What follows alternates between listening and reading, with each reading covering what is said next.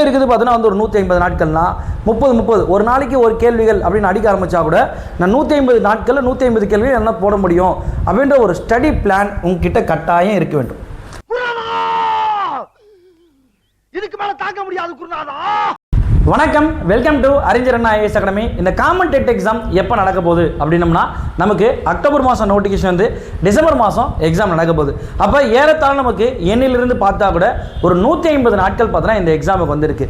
முதல்ல நிறைய மாணவர்களுக்கு தெரிய விஷயம்னா நான் இந்த எக்ஸாமுக்கு எலிஜிபிளா அப்படின்றதே இன்னைக்கு ஒன்று வரைக்கும் தெரியாமல் இருக்காங்க. அப்போ மாணவர்களுக்கு தெரிய வேண்டிய விஷயம் என்னன்னா, இந்த டெட் எக்ஸாம் பொறுத்த வரைக்கும் பேப்பர் 1 பேப்பர் 2 அப்படி சொல்லிட்டு 2 பேப்பராக பார்த்து நடக்கும். பேப்பர் 1 பொறுத்த மட்டத்தில் 12th முடிச்சுட்டு டிடெட் பண்ண நபர்களும், பேப்பர் 2 பொறுத்த வரைக்கும் பிஏ அல்லது பிஎஸ்சி முடிச்சுட்டு பிஎட் பண்ண நபர்களும் எலிஜிபிளாக இருப்பாங்க. முதல்ல இந்த தேர்வுக்கு இந்த கட் ஆஃப் மதிப்பெண், அதாவது இந்த தேர்வில் தேர்ச்சி பெறணும்னா மதிப்பெண் எவ்வளோ அப்படின்றது தான் இன்னி வரைக்கும் பார்த்தோன்னா வந்து ஒரு கான்ட்ரவர்சியாக போயிட்டுருக்கு.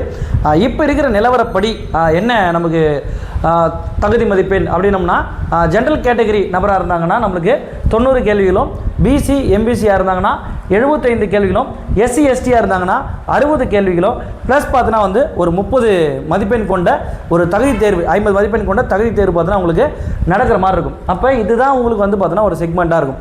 அப்போ இந்த தேர்வில் நான் வந்து பாஸ் பண்ணணும். முதல்ல இந்த வீடியோ பொறுத்த வரைக்கும் நீங்கள் தெளிவாக புரிஞ்சுக்கணும். ஏற்கனவே டெட் எழுத ஆசிரியர்கள் பார்த்தோன்னா வந்து 1-2 கேள்விகள் பார்த்தோன்னா வந்து தவறு செஞ்சுருப்பீங்க. நீங்கள் எப்படி தவறு செஞ்சீங்க, இப்போ புதுசாக தான் படிக்க போகிறேன், நான் எப்படிலாம் இந்த டெட் எக்ஸாம் படிக்கணும் அப்படின்றவங்களுக்காக தான் ஒரு முழுசான ஒரு தெளிவான விளக்கமான அளிக்கக்கூடிய ஒரு வீடியோவை தான் இந்த வீடியோ இருக்கும்போது, இந்த வீடியோவை கடைசி வரைக்கும் மிஸ் பண்ணாமல் பார்த்தீங்கன்னா இந்த வீடியோ பார்த்துட்டா மட்டும் போதும், நீங்களே ஓன் ப்ரிப்பரேஷனில் கூட இந்த எக்ஸாம் பார்த்து தான் கிளியர் பண்ணுற மாதிரி இருக்கும். சரிங்களா? அது எப்படின்றத நான் பார்க்க போகிறோம். ஃபஸ்ட்டு பொறுத்த வரைக்கும் இந்த டெட் எக்ஸாம் பொறுத்த வரைக்கும் அக்டோபர் நோட்டிஃபிகேஷன் சொல்லியாச்சு, டிசம்பர் மாதம் எக்ஸாம் நடக்க போகுது. 150 நாட்கள் இருக்குது. இதுக்கு எக்ஸாம் வந்து யாரெல்லாம் குவாலிஃபிகேஷன் போது பேப்பர் 1 பொறுத்த வரைக்கும் 12th டிடெட், பேப்பர் 2 பொறுத்த வரைக்கும் பிஎஸ்சி பிஎட் இருக்குது. சரிங்களா? தகுதி மதிப்பெண் சொல்லியாச்சு. இந்த தகுதி மதிப்பெண்ணில் இப்போது மதிப்பெண் வந்து குறைக்கணும் அப்படின்னு சொல்லிட்டு ஒரு பரிந்துரையை நம்முடைய அரசுக்கு நம்ம டிஆர்பி போர்டு மூலமாக வந்து கொடுத்துருக்காங்க. அதாவது இந்த ஜென்ரல் கேட்டகரிக்காங்க பார்த்தீங்களா, இந்த ஜென்ரல் கேட்டகரி மதிப்பெண் பார்த்தோன்னா வந்து 75 கேள்விகளாகும், பிசி எம்பிசிக்கு பொறுத்த வரைக்கும் 67 கேள்விகளாகவும் மாற்றணும்னு சொல்லிட்டு பரிந்துரை கொடுத்துருக்காங்க. இந்த பரிந்துரை எல்லாமே பார்த்தோன்னா வந்து வரக்கூடிய புதன்கிழமை உங்களுக்கு தெளிவாக தெரிஞ்சிடும். ப்ளஸ் அது மட்டும் இல்லாமல் இந்த எஸ்சி எஸ்டி ப்ளஸ் வந்து ஹேண்டிகேப்டு இவங்களுக்கெல்லாம் பொறுத்த வரைக்கும் 60 கேள்விகள்ன்றது அப்படியே வந்து கொடுத்துருக்காங்க. அந்த மூத்த ஆசிரியர்களுக்கு பார்த்தோன்னா வந்து ஒரு சில சலுகைகள் அது குறித்து எல்லாமே உங்களுக்கு வரக்கூடிய 25ஆம் தேதி வரக்கூடிய தெளிவுகளில் அந்த உத்தரவின் அடிப்படையில் உங்களுக்கு தெளிவாயிடும். ரைட், இப்போ நம்ம பொறுத்த வரைக்கும் இந்த எக்ஸாமை கிளியர் பண்ணோம் அப்படின்னா ஃபஸ்ட்டு இந்த எக்ஸாமோட பேட்டர்ன் வந்து தெரியணும். ஃபஸ்ட்டு பேப்பர் 1 படிக்கக்கூடிய நபர்களாக இருந்தாங்கன்னா பேப்பர் 1க்கு என்ன பேட்டர்ன் அப்படின்னு பாருங்கள். பேப்பர் 1 பொறுத்த வரைக்கும் ஒரு 150 கேள்விகள் நமக்கு ஒரு கேள்வித்தாள்களாக பார்த்தோன்னா அமையும். அந்த கேள்வித்தாளில் தமிழ் வந்து 30 கேள்விகள் இருக்கும், ஆங்கிலம் 30 கேள்விகள் இருக்கும், உளவியல் 30 கேள்விகள் இருக்கும், கணிதம் 30 கேள்விகள் இருக்கும், இவிஎஸ் அப்படி சொல்லிட்டு சயின்ஸ் சோஷியல் சேர்த்து 30 கேள்வி இருக்கும். மொத்தம் ஏறத்தாழ பார்த்தோன்னா வந்து 150 கேள்விகள் இருக்கும். சரி, இதுக்கு என்ன பாடத்திட்டன்றதை பார்த்துலாம். அதுக்கு முன்னாடி பார்த்தோன்னா வந்து பேப்பர் 2 பொறுத்த வரைக்கும் 2 கேட்டகரியாக பிரிப்பாங்க. அதாவது பிஎஸ்சி படித்த நபர்களுக்கு சயின்ஸ் மேக்ஸ் மேஜர் ஆகும், அதே போல் வந்து பிஏ படித்த நபர்கள், அதாவது ஆர்ட்ஸ் படித்த நபர்களுக்கு சோஷியல் பார்த்தோன்னா வந்து பேப்பர் ஆகும், மேஜர் பேப்பர் அமையும். அப்போ காமனாக 2 பேருக்கு எந்த பேப்பர் அமையும் பார்த்தோன்னா வந்து தமிழ், இங்கிலீஷ், சைக்காலஜி, இது மூணுமே இந்த 2 பேப்பருக்கு பார்த்தோன்னா வந்து காமன் அமையும். சயின்ஸ் படித்த நபர்களுக்கு சயின்ஸும் மேக்ஸு இது 2மே சேர்த்து 60 கேள்விகள் அமையும். அந்த சோஷியல் படித்த நபர்களுக்கு சோஷியல் மட்டும் 60 கேள்விகள் அமையும். இதுதான் வந்து எக்ஸாமோட பேட்டர்ன். அதாவது இந்த அடிப்படையில் 30 கேள்விகளை தான் உங்களுக்கு கேள்வித்தாள் பார்த்தோன்னா அமையும். ப்ளஸ் அது மட்டும் இல்லாமல் இந்த கேள்விக்கு பாடத்திட்டம் என்ன, அதாவது நமக்கு சிலபஸ் வந்து கொடுக்கும்போதே நமக்கு என்ன சிலபஸ் வந்து கொடுத்துருக்காங்க அப்படின்னு பார்க்கும்போது பாருங்கள், பேப்பர் 1 படிக்கிற நபர்களாக இருந்தாங்கன்னா 1 to 5th படிக்கணும் அப்படின்னு சொல்லிட்டு அவங்க சிலபஸில் வந்து கொடுத்துருப்பாங்க. ஆனால் கேள்விகள் நமக்கு எப்படி அமையுது இது வரைக்கும் முன்னாடி பார்த்தோன்னா ப்ரீவியஸ் இயர் கொஷின்லாம் எடுத்து பார்க்கும்போது நமக்கு கேள்விகள் பொறுத்த மட்டும் 6th-லேருந்து 8th வரைக்கும் இருக்கிற கேள்விகள் மேஜராக அமையும். நமக்கு 9th 10th கேள்வி பார்த்தோன்னா ஓரளவு அங்கே இங்கே இருக்கிற பகுதிகள் பார்த்தோன்னா அமையும். அதுவே வந்து பேப்பர் 2 பொறுத்த வரைக்கும் 6th to 8th வரைக்கும் படிக்கணும்னு சொல்லியிருப்பாங்க. ஆனால் பொறுத்த வரைக்கும் ஹையர் செகண்டரி லெவல் கூட பார்த்தோன்னா கேள்விகள் போகும். ஆனால் நமக்கு ப்ரீவியஸ் இயர் கொஷின் பேஸில் எங்கே இருக்குது அப்படின்னம்னா 6th-லேருந்து 10th வரைக்கும் மேஜரான கேள்விகள் அமைஞ்சிருக்கு. 11th 12th பார்த்தோன்னா கேள்விகள் போயிருக்கு. ஏற்கனவே பார்த்தோன்னா உங்களுக்கு பழைய வீடியோக்கள் ஒன்று சொல்லியிருப்பேன், எங்கெங்கிருந்து எவ்வளோ கேள்விகள் வந்து சொல்லியிருப்போம். 11th 12th இந்த கேள்விகள்லாம் உங்களுக்கு தெளிவாக நம்ம சொல்லியிருப்போம், இந்த கேள்விலாம் 11th 12th வந்திருக்கு அப்படின்னு இருக்கும். அப்போ பேப்பர் 1 படிக்கிற நபர்கள் எதாக இருந்தாலும் 6th 6லேருந்து 10th வரைக்கும் தெளிவாக படிச்சிடணும். பேப்பர் 2 படிக்கிற நபர்களாக இருந்தாங்கன்னா 11th 12th சேர்த்து படிக்கணும். இது படித்தோம்னா இந்த எக்ஸாம் பார்த்தோன்னா கிளியர் பண்ணுற மாதிரி இருக்கும். இதில் சைக்காலஜி நமக்கு டிடெட் படிக்கும்போது பிஎட் படிக்கும்போது என்ன படிச்சிங்களோ அது வேறு சிலபஸ் 10 யூனிட்டுக்கும் வேறு மாதிரி வந்து கொடுக்குற மாதிரி இருக்கும். சரி, நான் இந்த எக்ஸாமுக்கு இதெல்லாம் தெரிஞ்சிடுச்சு சார், இந்த எக்ஸாமுக்கு நான் வந்து ரெடி, நான் வந்து படிக்க ஆரம்பிக்க போகிறேன் அப்படின்னா இந்த எக்ஸாமுக்கு உங்ககிட்ட என்னெல்லாம் இருக்கணும்? ஃபஸ்ட்டு பார்த்தோன்னா வந்து இந்த பாடத்திட்டம் இன்னும் பார்த்தோன்னா 150 நாட்கள் தான் இருக்குது. இந்த 150 நாட்கள் இந்த எக்ஸாம் நம்ம கிளியர் பண்ணோன்னா நம்மக்கிட்ட இருக்க வேண்டிய முதல் விஷயம் பாடத்திட்டம். இதை தான் முதல்ல பார்த்தோம். பேப்பர் 1 படிக்கிற நபர்களுக்கு 6லேருந்து 10th வரைக்கும் நம்ம கேள்வி கேட்க போகிறான்ற விஷயம் தெரிஞ்சிடணும். பேப்பர் 2 படிக்கிற நபர்களுக்கு 6லேருந்து 12th இருக்கிற கேள்விகள் நமக்கு கேள்விகள் வரப்போகுது அப்படின்றதும் தெரிஞ்சுக்கணும். ரெண்டாவது பாடப்புத்தகம் அல்லது நோட்ஸ். இப்போ உதாரணத்துக்கு எடுத்திங்கன்னா இந்த நமக்கு எங்கே இருந்தால் கேள்வி பாடப்புத்தகத்தில் தான் கேள்வி வரப்போகுது. அப்போ பாடப்புத்தகத்துலேருந்து கேள்வி வரப்போதுன்னா நம்மக்கிட்ட கட்டாயம் என்ன இருக்கணும்? ஸ்கூல் புக்கு கண்டிப்பாக இருக்கணும். சார் ஸ்கூல் புக்கு என்கிட்ட இல்லை சார் அப்படின்னம்னா உங்களுக்கு ஏதாவது அகாடமி நோட்ஸ், நம்முடைய அகாடமி நோட்ஸ் பார்த்தோன்னா உங்ககிட்ட இருந்தாலே அகாடமி நோட்ஸ் வரைக்கும் ஃப்ரீயாக தான் கொடுத்துட்ருந்தாங்க. அந்த நோட்ஸ் வேணாலும் நீங்கள் வாங்கிக்கோங்க. அப்போ அகாடமி நோட்ஸ் பார்த்தோன்னா உங்களுக்கு ஏதாவது இருக்கணும். பள்ளி பாடப்புத்தகம் இருக்கணும், அப்படி இல்லாத உங்ககிட்ட ஒரு நோட்ஸ் வந்து இருக்கணும். இது ரெண்டுத்தில் ஏதாவது இருக்கணும். அடுத்தது 3ஆவதாக இருக்க வேண்டிய விஷயம் என்னென்னு பார்த்தீங்கன்னா வந்து ஸ்டடி பிளான். இந்த விஷயம் இந்த 2 இருக்கிறதுக்கப்புறம் அடுத்ததாக இந்த இருக்கிற இந்த பாடத்திட்டத்தை இதுக்கு முன்னாடி பார்த்தோம் பார்த்தீங்களா 30 கேள்விகள். இந்த பாடத்திட்டத்தை நான் எப்படி அணுக போகிறேன்? இன்னும் இருக்குது பார்த்தீங்கன்னா வந்து ஒரு 150 நாட்கள்னா 30 ஒரு நாளைக்கு ஒரு கேள்விகள் அப்படின்னு அடிக்க ஆரம்பித்தா கூட நான் 150 நாட்களில் 150 கேள்விகள் என்ன போட முடியும் அப்படின்ற ஒரு ஸ்டடி பிளான் உங்ககிட்ட கட்டாயம் இருக்க வேண்டும். சரிங்களா? இந்த ஸ்டடி பிளான் கட்டாயம் இருந்துச்சுன்னா என்ன பண்ணலாம்? நீங்கள் அடுத்து உங்களுக்கு எப்படி நீங்கள் அடுத்து டெய்லி என்ன பண்ணணும், உங்களோட வீக்லி டார்கெட் என்ன, அதுக்கப்புறம் பார்த்தீங்கன்னா மந்த்லி டார்கெட் என்ன, அதுக்கப்புறம் வந்து 3 ரிவிஷன் டெஸ்ட்டுக்கு என்ன பண்ணணும் அப்படின்ற விஷயம்லாம் நீங்கள் பிளான் பண்ணிக்கணும். அடுத்து 3ஆவதாக இருக்கு என்னென்னா நீங்கள் படித்த விஷயத்தை நீங்கள் டெஸ்ட்டு ப்ராக்டிஸ் பண்ணுறதுக்கு கொஷின் யூஸ் பண்ணணும். ஏன்னா படிச்சுட்டு மட்டும் அப்படியே போயிட்டுனா அது காற்றோட போகிற மாதிரி இருக்கும். அந்த படித்த விஷயத்தை நமக்குள்ளே இருந்து எவ்வளோ வெளியில் வந்திருக்கு அப்படின்னு பார்க்கும்போது தான் அந்த விஷயம் பார்த்தோன்னா முழுமையடையும். அப்போ இந்த ப்ராக்டிஸ்ன்றது வேணும்.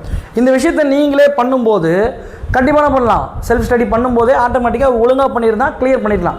ஏற்கனவே நிறைய மாணவர்கள் இப்படி தான் படிச்சிருப்பாங்க. நான் வீட்டிலே வந்து ஸ்டடி போட்டேன் சார், ஸ்டடி பிளான் போட்டு நானே படிக்க ஆரம்பித்தேன், ஆனால் என்ன பண்ணலாம், என்னால் வந்து ஒரு கேள்வியோ 2 கேள்வியோ பார்த்தீங்கன்னா வந்து தவற விட்டாச்சு அப்படின்னு சொல்லிட்டு நீங்கள் சார் இதுக்கு நீங்கள் ஏதாவது எங்களுக்கு ஸ்டடி பிளான் வந்து ஏதாவது கொடுக்குறீங்களே அப்படின்னா என்கிட்ட பேட்ச் சேரணும் அப்படின்றதில்ல, நான் கொடுக்குற ஸ்டடி பிளான் வச்சு கூட நீங்கள் படிக்கலாம். உங்களுக்கு கொஸ்டின் பேப்பர் தேவைப்படும் போது மட்டும் தான் நீங்கள் வந்து பேட்ச் சேர மாதிரி இருக்கும். இப்போ என்ன ஸ்டடி பிளான் கொடுத்துருக்காங்க அப்படின்னு பார்க்கும்போது பேப்பர் 1, பேப்பர் 2 சயின்ஸ் சோஷியல். இப்போ இது மொத்தத்துக்கு சேர்த்து உங்களுக்கு ஒரு 150 நாட்களுக்கு வந்து ஷெடியூல் வந்து கொடுத்துருக்காங்க. இதில் வந்து 2 கேட்டகரி பீப்புள்ஸ் வந்து இருப்பாங்க. சார் இது வரைக்கும் நான் வந்து டெட் எக்ஸாம்னா எனக்கு என்னென்னு தெரியாது, சுத்தமாக எனக்கு டெட் எக்ஸாம்னு தெரியாது, ஆனால் வரக்கூடிய 150 நாளில் நான் எக்ஸாம் கிளியர் பண்ணோம், அதுக்கு என்ன பண்ணுன்ற ஒரு கேட்டகரி இருப்பாங்க.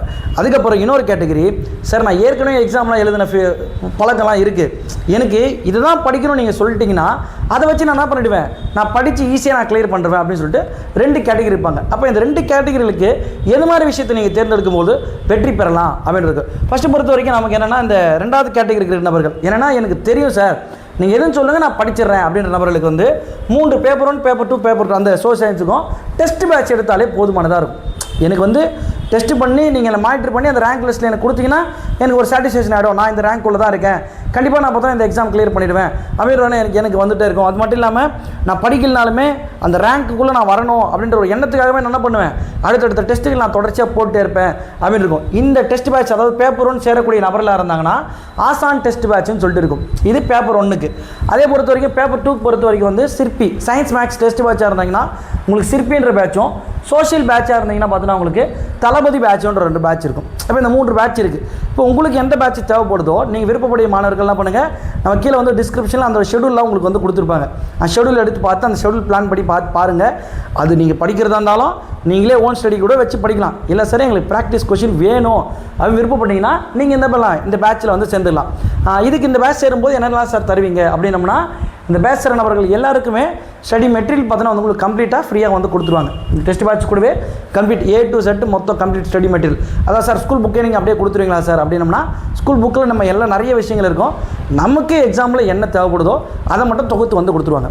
அதே போல் பார்த்தீங்கன்னா வந்து சார் இந்த ஃபஸ்ட்டு கேட்டகரி சொன்னேன், சார் எனக்கு சுத்தமாக டெட்டை பற்றி எதுவுமே தெரியாது, 150 நாள் இருக்குதுன்னு தெரிஞ்சு போச்சு, நான் பிஎட் முடித்தேன், நான் பிஎட் முடிச்சு 10 வருஷம் ஆகுது சார், நான் ஃப்ரெஷர் சார் பிஎட் முடிச்சு, ஆனால் நான் வந்து ஒழுங்காக நான் படிக்கல சார் அந்த விஷயத்தை, ஆனால் நான் இப்போ நடக்கக்கூடிய டெட் எக்ஸாம் நான் கிளியர் பண்ணேன் சார் அப்படின்ற நபர்களுக்கு எந்த பேட்ச் சூட்டபுளாக இருக்குன்னா ஆன்லைன் கோர்ஸ் தான் பார்த்தீங்கன்னா உங்களுக்கு சூட்டபுளாக இருக்கும். ஏன்னா உங்களுக்கு எதுவுமே தெரியாது, யாருன்னா ஒருத்தர் உங்களை வழி நடத்திட்டே இருக்கணும், ஏம்மா இது படிமா, ஏன்னா வந்து நீங்களாக படிக்கிறதுக்கும் ஒருத்தர் சொல்லி கொடுத்துட்டு திருப்பி நீங்கள் படிக்கிறதுக்கும் வித்தியாசம் இருக்குது.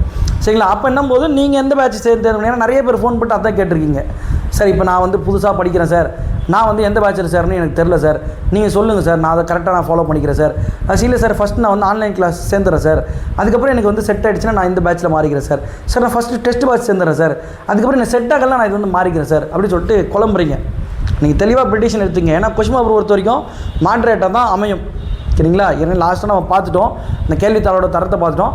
கேள்வித்தாள் கடினமாக வருது, ஈஸியாக வருது, அது தேவையில்லை. எப்படி கேட்டாலும் நம்ம அந்த பாஸ் மார்க் எடுக்கணும். அதுக்கு என்ன இருக்குது?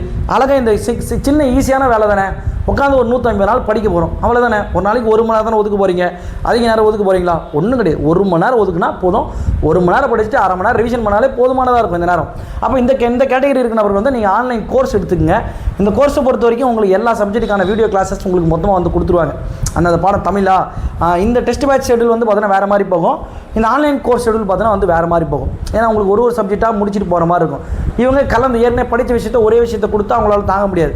அப்போ கொஞ்சம் கலந்து கொடுப்போம். நம்ம புதுசாக படிக்கிற நபர்கள்னா கொஞ்சம் கொஞ்சமாக சொல்லிக் கொடுக்கணும். ஒரு பாடத்தை ஒழுங்காக நடத்தி முடிக்கணும்.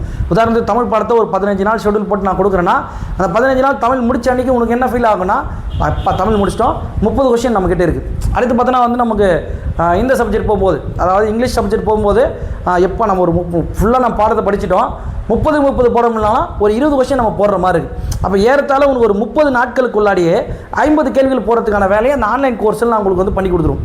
அதுக்கப்புறம் பார்த்தோன்னா வந்து சைக்காலஜி போகும்போது ஒன்றும் பிரச்சனை இல்லை. 5 கிளாஸ் இருந்தால் போதும். 5 மணி நேரம் 6 மணி நேரம் இருந்தால் போதும். உங்களுக்கு சைக்காலஜி பார்த்தா கம்ப்ளீட்டாக முடிச்சிடும். நீங்கள் படிக்க தான் உங்களுக்கு டைம் எடுக்கும், கொஞ்சம் டைம் எடுக்கும். அப்போ அதில் ஒரு 30 கேள்வி வருதுன்னா 15 கேள்வி வந்தால் போதுங்களே. அப்போ எவ்வளோ இருக்குன்னா, ஏறத்தாழ ஒரு 40லேருந்து 45 நாளுக்குள்ளே உங்களுக்கு எவ்வளோ போர்ஷன் முடிச்சிடணும்னா, நீங்கள் வந்து ஒரு 70-60 கேள்வி கிட்டத்தட்ட நீங்கள் பார்த்தீங்கன்னா மேட்சாக வந்துடுவீங்க. எப்படி கேள்வி வந்தாலும் 60 கேள்வி முடிகிற மாதிரி வந்துருக்குது.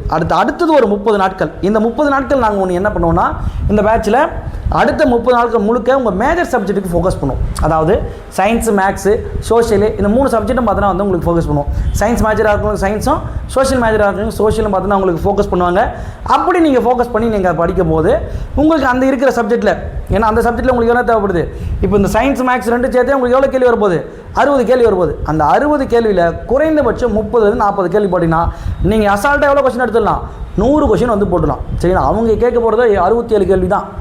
நம்ம எவ்வளோ கேள்வி அடிக்க போகிறோம், 100 கேள்விக்கு மேலே அடிக்க போகிறோம். சரிங்களா? எப்படி இருந்தாலும் நீங்கள் பேப்பர் 1 படிக்கிற நபர்களாக இருந்தால் அடுத்து SGT அப்படின்னு சொல்லிட்டு இந்த ஃபோக்கஸ் பண்ணும். SGTக்கு என்ன சிலபஸ் தான், இதே தான் சிலபஸ் அமைய போகுது. அப்போ அது உங்களுக்கு யூஸ் தான் ஆக போகுது.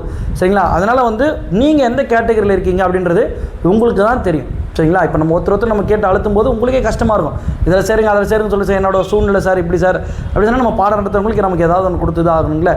அதனால் வந்து ஒரு சின்ன மினிமம் அமௌண்ட் தான் வந்து போட்டிருக்காங்க.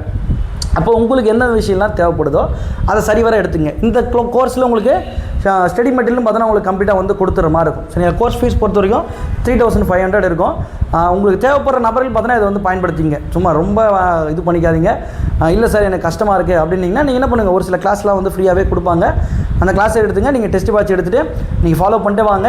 இல்லை சார் என்னால் டெஸ்ட் பேட்சில் வந்து மார்க் எடுக்க முடியல, எனக்கு ரொம்ப டவுன் ஆகிட்டே இருக்கேன் அப்படின்னம்னா பட்சத்தில் நீங்கள் என்ன பண்ணுங்கள், ஆன்லைன் கோர்ஸ் எடுத்துங்க. அது உங்களுக்கு யூஸ்ஃபுல்லாக இருக்கும். சரிங்களா? உங்களுக்கு என்ன தேவை, ஏன்னா 150 நாட்கள் தான் இருக்குது. ஏதோ நினச்சி ஏதோ போயிட்டோம். இந்த 150 நாட்களை சரிவர பயன்படுத்தினா அடுத்தடுத்த செக்மெண்ட் என்ன பண்ண போகிறாங்கன்னா, உங்களுக்கு தகுதி தேர்வு, அதாவது நியமன தேர்வுகள்லாம் வந்து நடக்க போகுது.